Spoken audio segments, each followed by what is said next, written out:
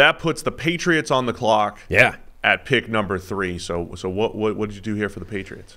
Remember, this is already done. It's over at PFF.com. You could follow along with us. Right. Well, as tallies with the previous statement, I don't like any of the quarterbacks after Caleb Williams, or don't love them is a better way of describing that. I'm scared by them. So if I'm the Patriots, I am buying into this idea of, all right, we get a one-time opportunity here to amass trade capital, to amass future players, and just trade out of the quarterback market, come back later, get one. So Minnesota have been a team everyone's talking about trading up to this spot, maybe the pick number 4, pick number 5. However, I believe that the Denver Broncos are the most quarterback desperate team in this draft.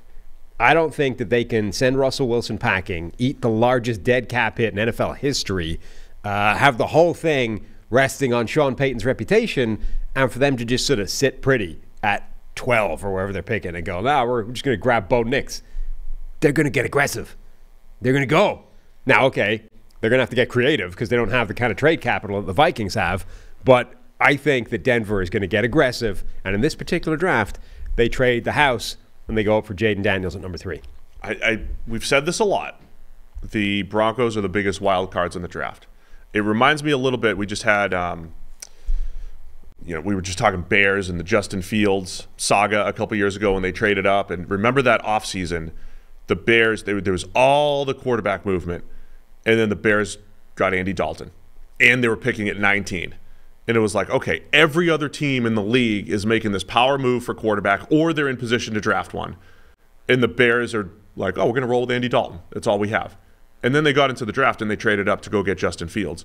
The Broncos feel similar, right? They're going to sit here with the biggest dead cap in history with Russell Wilson and no second-round pick and sitting at pick 13 or pick 12.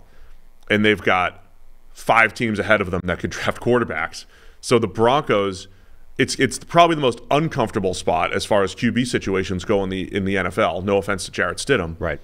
So if they don't make an aggressive move, which, again, could be a challenge unless you start sacrificing future first-rounders. If they don't make that aggressive move, it's going to be a challenge to compete this year, I think, for Denver. By the way, full disclosure, the actual trades within the article I didn't do. They were put in after the fact. It'll cost them more than what's in the article, I think, to make this trade happen, which becomes tricky because Denver doesn't have that much more than is in the article to make this happen. Like this year, they have a first-round pick, that number 12 overall. They've got a third-round pick, number 76, a fourth, 3 fifths, 2 sixths, and then they have next year's draft stuff as well.